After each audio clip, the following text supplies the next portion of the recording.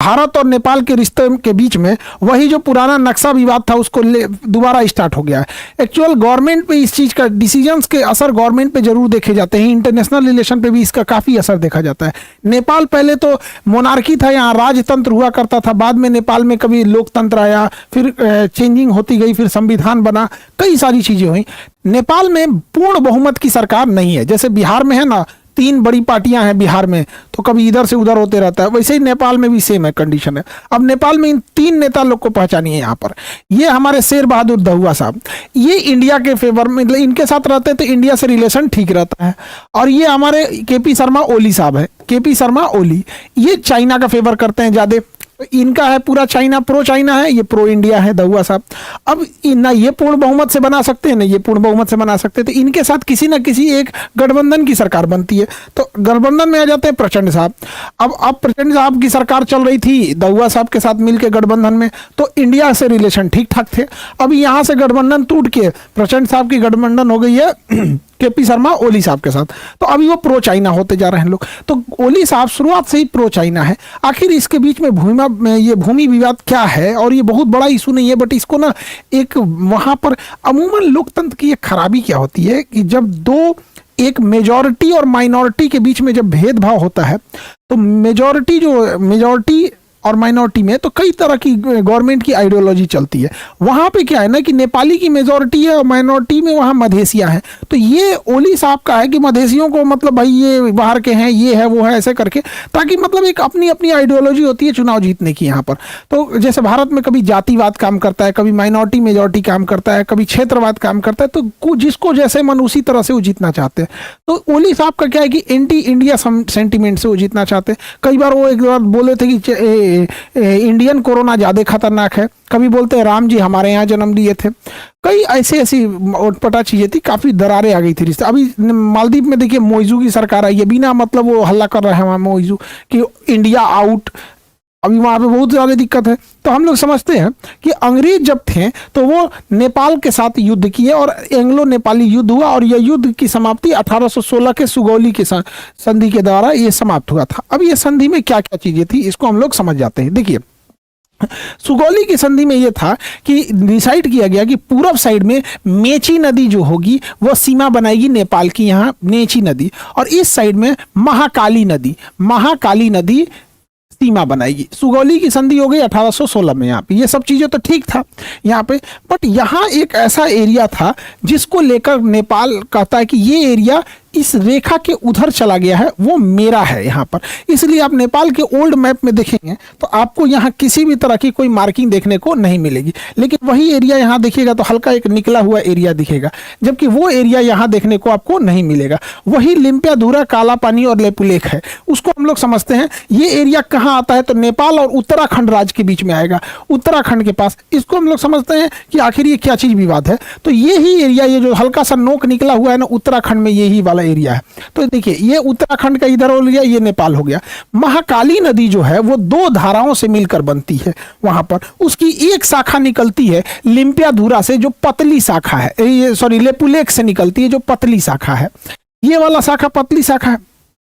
और इसी महाकाली नदी की एक शाखा निकलती है लिम्पियाधुरा से, और ये मिलके बना लेती है महाकाली नदी यहाँ पर मिलके। अब प्रॉब्लम कहाँ आ रहा है कि अगर इसका उद्गम स्थल लेपुलेख माना जाएगा तो ये पूरा एरिया भारत का हो जाएगा, लेकिन अगर इसी महाकाली नदी का उद्गम स्थल लिम्पियाधुरा को माना जाएगा तो ये एरिया नेपाल को चला जाएगा। यानी भारत और नेपाल के बीच में डिसाइड करेगी नदी कि किसके पास ये नदी है। तो देखिए ध्यान से, तो ये वाला अभी वर्तमान में भारत इसे मान रहा है। 1816 में जब सुगौली की संधि हुई थी तो अंग्रेजों ने लिम्पियाधुरा वाले इस नदी को कहा था कि ये वाला बॉर्डर रहेगा।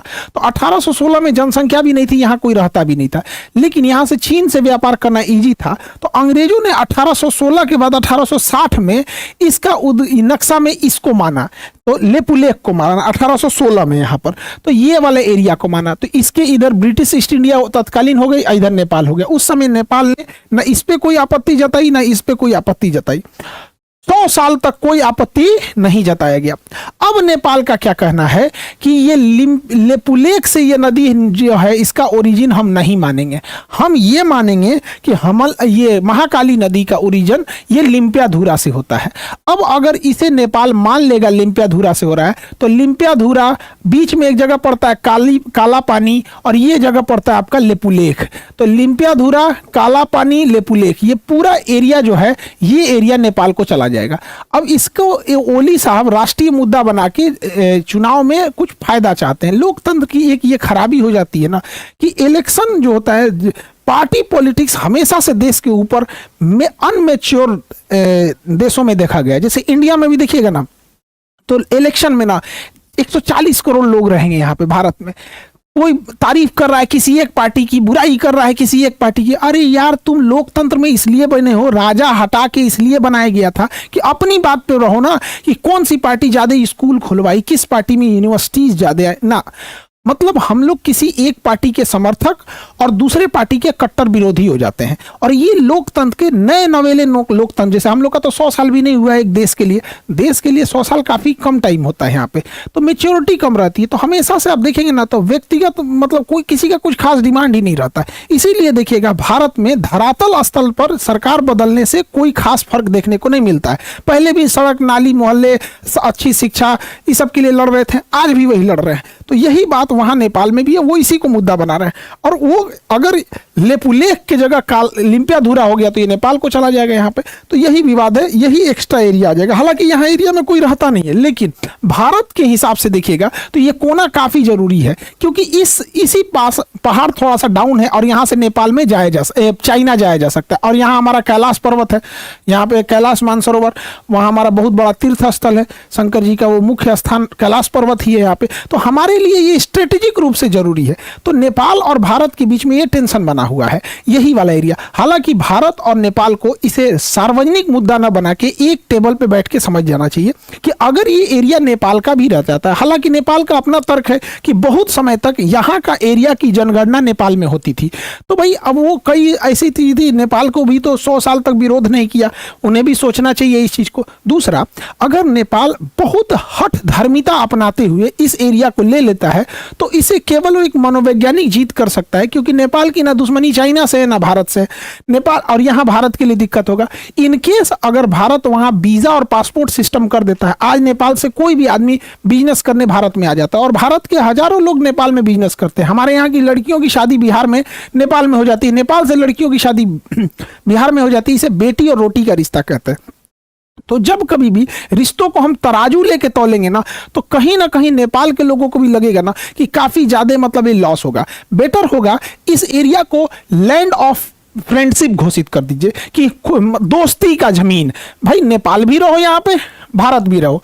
नेपाल के सेना प्रमुख को भारतीय सेना अपना सेना प्रमुख मानती है और भारत की सेना भी नेपाल के सेना प्रमुख को अपना सेना प्रमुख मानते हैं। तो जैसे भारत का कोई सेनापति बनता है ना, तो उसे नेपाल के यहाँ ऑनररी सेना प्रमुख बना दिया जाता है और वहां का भी यहाँ इतना खुशहाल रिश्ता है। भारत ने ऐसी कोई लड़ाई नहीं लड़ी है जिसमें हमारे नेपाली गोरखा भाइयों ने अपनी शहादत नहीं दी हो। तो इस एरिया को हम लोग, वैसे भी यहाँ कोई रहने नहीं जाता है, इस एरिया में इतना हार्श क्लाइमेट है, यहाँ कोई नहीं रहने जाता है। तो इसे एरिया ऑफ फ्रेंडशिप घोषित कर दीजिए कि भैया देखिए हमारे सामरिक रूप से जरूरी है, आपको भी कोई सामरिक रूप से होगा जरूरी है। नेपाल के लोग पटना में आधा चाउमीन का दुकान, बिजनेस, ठंडी के दिन में कंबल, बहुत सारा नेपाल के लोग यहाँ आके करते हैं। फ्रेंडशिप है यहाँ पे। जब तराजू लेके तौलेंगे तो इससे चाइना को फायदा होगा। और पर अनमेच्योर डेमोक्रेसी की ये खराबी होती है, चुनाव जीतने के लिए कुछ भी कर दो। हमारा तो ये सुझाव है, बाकी देश में ऊपर लोग बैठे हैं, लोग और नीतियां बनाएगा। इस सुगौली संधि में ये वाला तो हो गया महाकाली नदी से जो विवाद का एरिया था। मेची नदी साइड में कोई विवाद नहीं है, एगो बिहार में नया विवाद है। सुगौली की संधि जब 1816 में हुई थी तो कहा गया था कि ये गंडक नदी जो है जब बिहार में प्रवेश करेगी तो इसके इस साइड वाला एरिया नेपाल का होगा और इस साइड वाला एरिया, नीचे का ये वाला एरिया भारत का होगा। यानी गंडक नदी को नेपाल में नारायणी नदी कहा जाता है, हम लोग इसे गंडक कहते हैं। तो इसके इधर का एरिया नेपाल में और इधर का एरिया इंडिया में। अब देखिए ध्यान से, बेचारा नेपालो क्या करे, यहाँ पे गड़बड़ा क्या जा रहा है। ये नदी जो है ना, नदी के बीच में बहना चाहिए ना शांति से, इन नदियां इधर घिसक रही है। मतलब ये नदियां ना नेपाल का एरिया काटते जा रही है, काटते जा रही है। और नदी जब ये एरिया काटेगी ना तो भारत में आते जाएगा। यानी इधर से मट्टी काट रही है, इधर मट्टी बढ़ा रही है, इधर का मट्टिया काट रही है, इधर की मट्टिया बढ़ा रही है। तो भाई सुगौली की संधि कहता है, गंडक नदी बॉर्डर है, बॉर्डर है। और नारायणी नदी, नेपाल इसी नदी को नारायणी कहता है, हम लोग गंडक कहते हैं। तो नदियां इधर की ओर भागते जा रही है। तो नेपाल कह रहा है कि भैया हमारा जमीनिए कब्जे आ रहा है, हमारा पूरा जमीन कब्जे आ रहा है। और नेपाल का यही एरिया जो नीचे का थोड़ा सा है ना खेती लायक है, बाकी तो पहाड़ है, कह रहा है कि भैया यही एरिया पर खेती लायक है, नदियां इधर भाग रही है, नदी को रोको, स्टॉप, लाल झंडा लगाओ यहाँ पे, स्टॉप। नदियां नहीं रुक रही है, धड़ाधड़ इधर भाग रही है। इससे नेपाल की जमीन कम होती जा रही है और भारत की जमीन ज्यादा होती जा रही है। और यहीं पे एक विवाद आता है, चंपारण जिला में एक जगह है सुस्ता जिला। तो इसमें क्या विवाद हो गया समझिए ध्यान से। 1816 के इसी सुगौली की संधि में सुस्ता भूमि विवाद क्या था कि इस नदी के नारायणी नदी हो गया, इसे वो लोग नारायणी नदी कहते हैं और हम लोग जीप और गंडक कहते हैं। तो नेपाल के लोग नारायणी नदी कहेंगे, हम लोग उसे गंडक नदी कहेंगे। यहाँ जो सुस्ता जगह था, एस से शॉर्टकट में लिख देते हैं सुस्ता, तो ये जगह सुस्ता था, ये नेपाल में आता था, नेपाल में था ये जगह सुस्ता। लेकिन हुआ क्या कि 50-60 साल बाद ये नदियां इधर घूमने लगी और घूमते घूमते ये नदी जो पहले इधर से जा रही थी वो घूमते घूमते घूमते घूमते इधर चल गई। अब भैया नेपाल तो उस पार होता है, तो एक समय था जब सुस्ता नदी इधर थी, वही सुस्ता शहर नेपाल में था। अब ये नदियां ऐसे घूम गई है, नदियां ऐसे घूम गई यहाँ पर। अब जब नदी ऐसे घूम गई तो सुस्ता वाला जगह आ गया भारत में। अब भारत का कहना है कि भाई तुम नदी उस पार न हो, तू नेपाल कर नदियां घूम गई तो हम क्या करें यहाँ पे।